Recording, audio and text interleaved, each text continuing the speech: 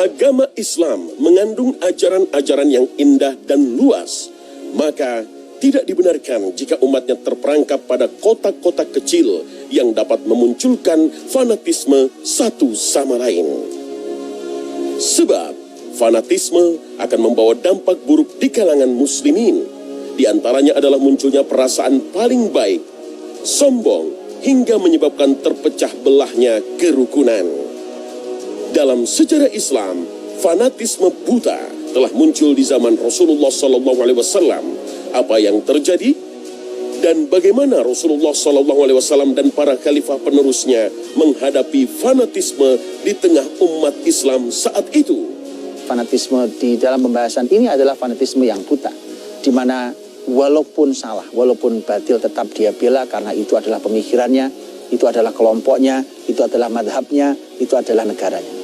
Rasulullah SAW ketika ditanya oleh sahabatnya Rasulullah, apakah kalau kita membela suku kita dalam kebenaran, apakah itu adalah fanatisme yang salah? Nabi mengatakan bukan. Fanatisme yang salah itu, kata Nabi, adalah yang membela sukunya dalam kebatilan. Artinya bahwa orang yang sudah sangat fanatik, entah dengan sukunya, entah dengan pemikirannya, entah dengan kelompoknya, entah dengan gurunya, entah dengan apapun, bahkan mungkin dengan negaranya sekalian, adalah ketika kelompok atau pemikiran yang salah itu kemudian tetap dia bela. Dia tetap membelanya, dia tidak peduli bahwa itu salah, pokoknya kelompok saya, pemikiran saya, negara saya selalu benar. Padahal yang harus dibela dalam Islam adalah kebenaran, bukan kebatilan, bukan kesalahan. Kalau kita tetap membela yang salah, membela yang batil, maka itu artinya kita telah terjangkiti fanatisme yang batil, fanatisme yang buta.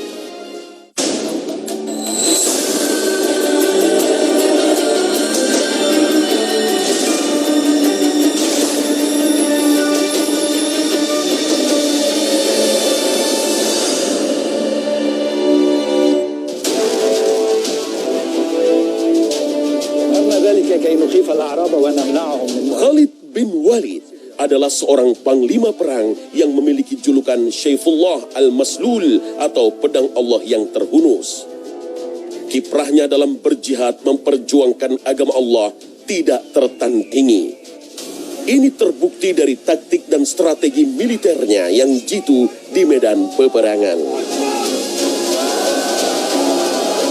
Maka tak heran jika umat Islam saat itu sangat mengidolakannya. Berbagai pujian ditujukan kepadanya.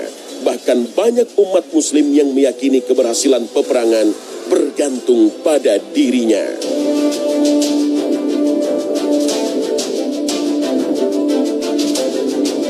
Melihat kondisi ini, Umar bin Khattab yang saat itu menjabat sebagai khalifah segera mengambil sebuah kebijakan.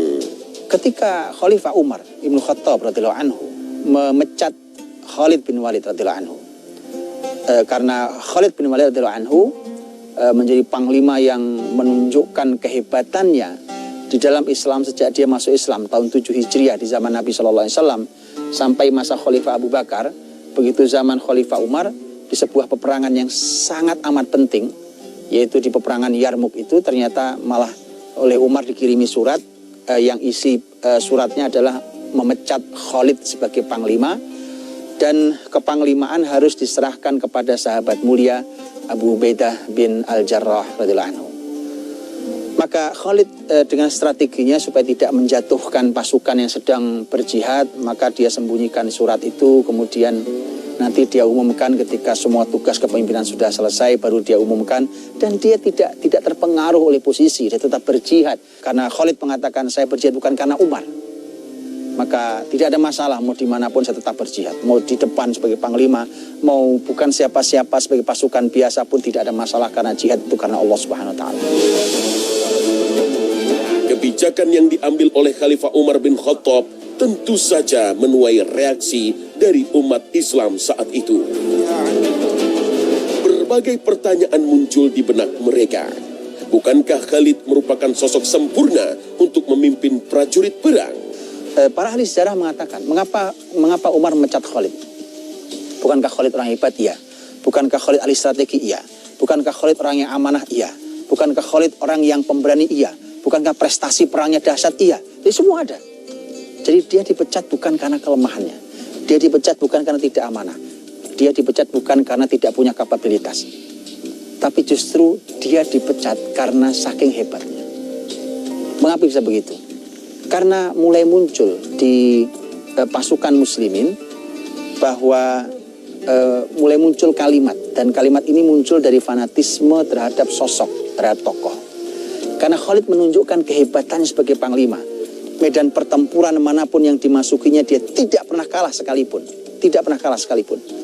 Maka setiap Khalid yang jadi panglimanya mulai keluar kalimat di masyarakat. Kalimatnya adalah, asal pemimpin kami, panglima kami adalah Khalid, maka kami tidak akan kalah di perang ini. Lihatlah, inilah yang dikhawatirkan oleh Umar bin Khattab radhiyallahu anhu. Karena apalagi kalau dalam perjuangan, apalagi dalam medan pertempuran seperti itu, kalau masyarakat muslim sudah bersandar pada kemampuan fisik dan menghilangkan Allah Subhanahu wa taala, maka Allah akan mencabut kemenangan muslimin. Rasa kagum yang berlebihan pada seorang tokoh akan menggiring pada pola pikir bahwa tokoh tersebut nyaris sempurna, tidak ada tandingan. Padahal kesempurnaan hanyalah milik Allah Subhanahu wa taala. Begitu juga segala kekuatan dan puji-pujian hanyalah milik Allah semata. Itulah yang ingin Umar bin Khattab tanamkan di balik keputusannya memecat Khalid bin Walid sebagai panglima perang. Ia ingin melindungi sahabatnya dari jeratan fanatisme yang akan menjerumuskan para pengagumnya dan juga Khalid bin Walid dalam bahaya. Mengapa? Karena al-izzah, kemenangan yang tinggi itu hanya dari Allah Subhanahu wa taala.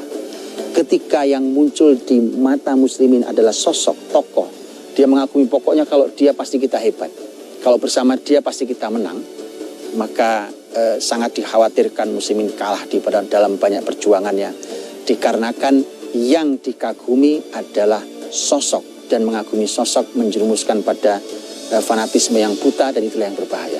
Memang akan sangat tipis bedanya, harus bisa dipilah. Mengagumi sosok yang baik itu adalah bagian dari syariat, karena itu adalah bagian dari uswatun hasanah. Tetapi sampai kemudian melampaui batasnya, maka itu sudah merupakan fanatisme buta. Dan bukti dari fanatisme buta adalah membela hal yang salah sekalipun akan tetap dibela. Atau yang kedua adalah menghilangkan Allah Subhanahu wa taala, bahkan bisa menghilangkan syariat hanya gara-gara tokoh tersebut. Pemirsa Khalifah, bentuk fanatisme yang kerap terjadi di tengah masyarakat yaitu fanatisme kelompok. Hal ini pernah terjadi di zaman Rasulullah SAW, tepatnya menimpa pada kaum Muhajirin dan kaum Ansor. Padahal sebelumnya persaudaraan antar keduanya sangatlah erat. Inilah kisah lengkapnya.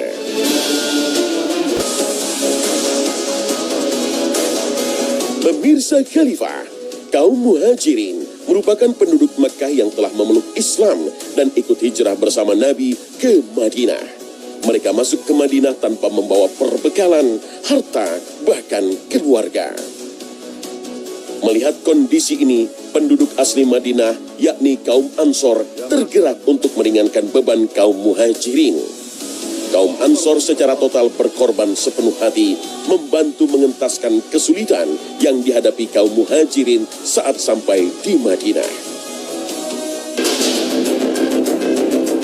Namun persaudaraan kedua kelompok ini teruji saat terjadi peristiwa perang Bani Mustaliq. Peperangan yang disulut oleh kabar yang sampai kepada Rasulullah bahwa Bani Mustaliq tengah menyusun rencana untuk menyerang Rasulullah Sallallahu Alaihi Wasallam. Di zaman Rasulullah SAW di sebuah peristiwa namanya perang Bani Mustaliq. Setelah peperangan itu dan muslimin mendapatkan kemenangan dengan izin Allah Subhanahu Wa Taala, tentu namanya peperangan orang lelah fisiknya karena mereka memerlukan fisik yang tidak sederhana. Saat seperti itu kemudian terjadi sebuah peristiwa yang Mana peristiwa sebenarnya kecil sekali, karena ada satu orang muhajirin dan satu orang ansor, kemudian mereka sedang mengambil air, kemudian bersenggolan, dan masing-masing kemudian berteriak karena marah. Yang orang muhajirin berteriak ya lal muhajirin, yang orang ansor berteriak ya lal ansor.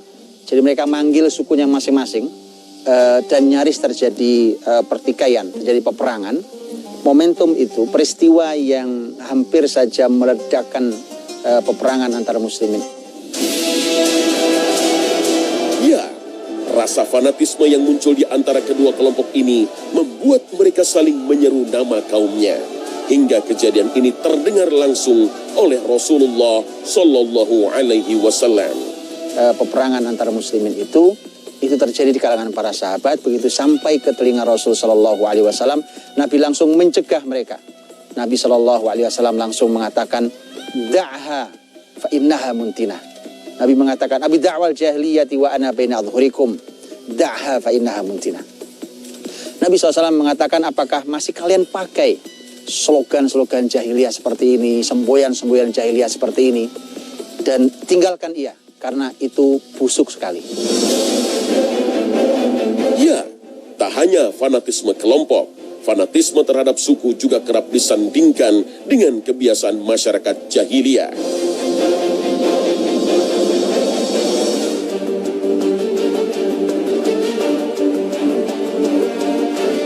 Sebelum Islam hadir, bangsa Arab sangat kental dengan adat dan tingkah laku jahiliyah, sehingga tidak heran jika pola pikir mereka terpetakan dan bersikap fanatik terhadap satu sudut pandang.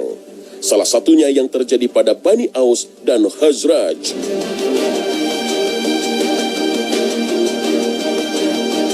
Masing-masing anak keturunan dari kedua Bani tersebut sangat fanatik terhadap suku mereka. Sifat itu mendarah daging, bahkan memecah belah keduanya. Selama 120 tahun, mereka saling menyerang dan melempar api permusuhan. Hidup jauh dari kata damai.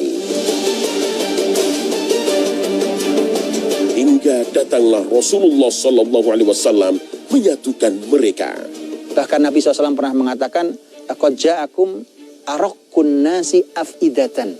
Telah datang pada kalian masyarakat yang paling lembut hatinya. Itu masyarakat Yaman.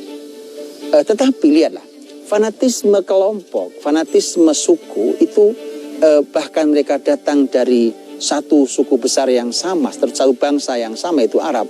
Ternyata mereka berperang sampai ratusan tahun lamanya. Aus dan Khazraj menjadi contoh teladan yang baik untuk kita semua. Kita di negeri ini, kita di Nusantara ini juga dikumpulkan dari berbagai suku, dari berbagai masyarakat, dari berbagai keturunan. Maka belajar dari masyarakat Aus dan Khazraj menjadi sangat penting. Pertikaian antar suku, pertikaian antar etnik itu tidak ada tempatnya. Dan itu harus dipahami, itu berawal dari fanatisme terhadap sukunya masing-masing. Padahal tidak ada keutamaannya suku di atas suku yang lain kecuali dengan ketakwaan, dengan siapa yang paling dekat dengan Allah Subhanahu wa Ta'ala. Kehadiran Rasulullah Sallallahu Alaihi Wasallam memberi angin sejuk untuk kedua kabilah itu. Mereka yang bertahun-tahun didoktrin untuk saling bermusuhan, akhirnya dapat berdampingan sebagai sesama saudara muslim.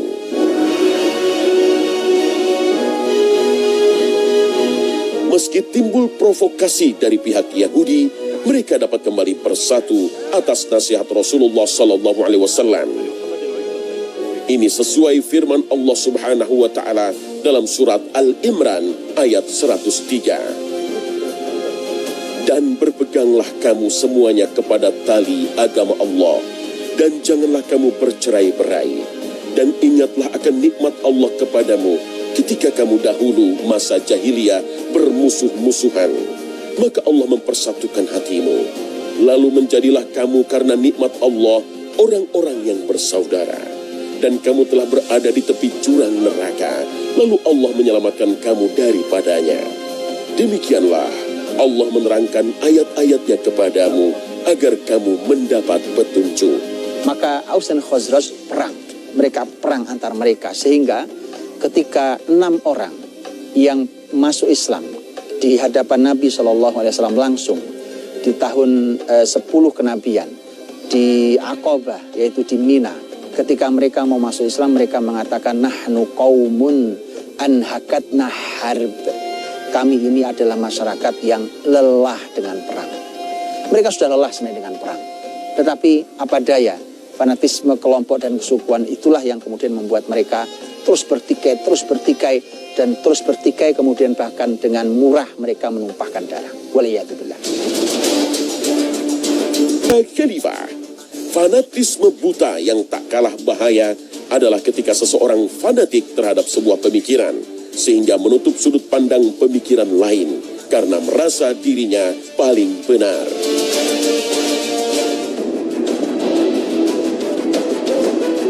Salah satu tanda yang menjadi bukti kemerosotan ilmu pengetahuan umat muslim adalah munculnya sifat fanatisme terhadap pemikiran yang akhirnya akan mendarah daging dan menyebabkan pertumpahan darah. Jauh setelah para ahli fikih menyebarkan ilmu Islam, muncullah beberapa pengikutnya. Namun ada beberapa yang mulai menunjukkan sifat fanatik di dalam diri mereka, hingga terjadilah pertentangan antara penganut mazhab fikih. Pertikaian antar madhab itu terjadi, kita bisa lihat umpamanya ada seorang ahli ilmu fikih dalam sejarah dicatat sampai mengeluarkan kalimat yang tidak layak. Jadi ini ada ahli fikih, ini ada ahli hadis. Ini dua-duanya ahli ilmu dalam Islam. Yang ahli fikih, ada seorang ahli fikih yang sampai mengeluarkan kalimat begini kalimatnya. Lebih baik ada kepala babi di tempat saya dibandingkan ada kitab Musannaf Abu Bakar Ibn Abi Syaibah. Musannaf Ibn Abi Syaibah adalah sebuah kitab hadis yang mu'tabar, kitab hadis yang diakui oleh para ulama hadis. Tapi saking ahli ilmu fikih ini tidak suka dengan ahli hadis, maka sampai dia mengeluarkan kalimat itu, lebih baik ada kepala babi dibandingkan ada kitab hadis ini. Sebaliknya pun sama, ahli hadis yang sangat membenci ahli fikih. Ahli hadis seperti terjadi di sebuah dinasti yaitu di negeri Islam di bagian barat. Ketika dahulu wilayah Afrika bagian utara dan Andalus dikuasai oleh sebuah dinasti namanya dinasti Al-Muwahhidin. Al-Muwahhidin itu hadir setelah Al-Murabitin. Murabitin itu isinya adalah para ulama, para ahli ilmu, dan madhab mereka Maliki. Begitu datang Muwahhidin ini ada satu masa di mana pemimpin tertinggi Muwahhidin itu memegang pedang, kemudian memegang Sunan Abi Dawud, kitab hadis, ya, mereka belajar hadis, kemudian dia mengancam tidak boleh ada yang belajar kecuali kitab hadis ini. Kalau tidak, maka pedang saya yang bicara. Sampai akhirnya kemudian terjadi pembakaran besar-besaran dilakukan di masa dinasti Muwahhidin, pembakaran terhadap kitab-kitab fikih madhab Maliki. Sampai akhirnya subhanallah, muslimin kehilangan literatur yang dahsyat, yang luar biasa yang ditulis oleh para ulama madhab Maliki.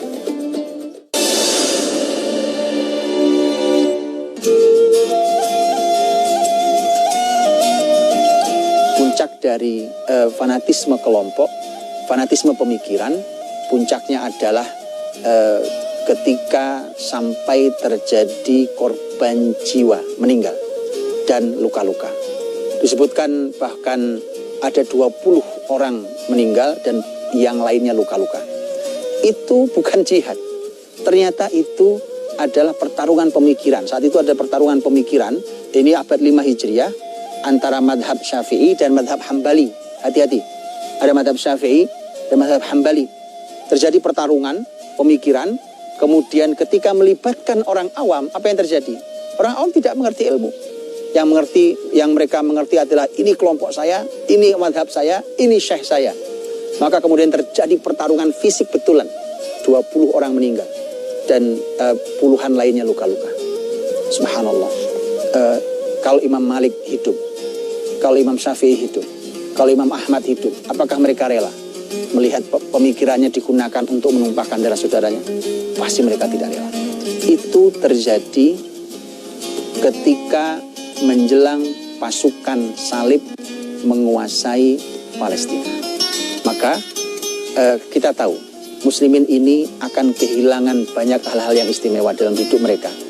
Bahkan muslimin akan kehilangan kiblat mereka. Persis seperti sekarang ini. Kita kehilangan Palestina. Kita kehilangan kiblat pertama kita Al-Quds, dan faktornya akan selalu sama. Faktornya adalah, diantara faktornya yang kuat adalah karena fanatisme yang buta terhadap pemikirannya, madhabnya, dan kelompoknya masing-masing, sampai akhirnya negeri Islam diambil dan muslimin tidak berdaya. Maka mari kita kembali bahwa mari landasi segala hal dengan ilmu, bukalah diri bahwa kalimat saya benar, tapi mungkin ada salahnya. Kalimat orang lain salah, tapi mungkin ada benarnya. Kalau kaidah itu dipegang, maka lapang hati kita. Semoga Allah lindungi kita dari fanatisme yang buta. Wallahu ta'ala alam bishawab. Assalamualaikum warahmatullahi wabarakatuh.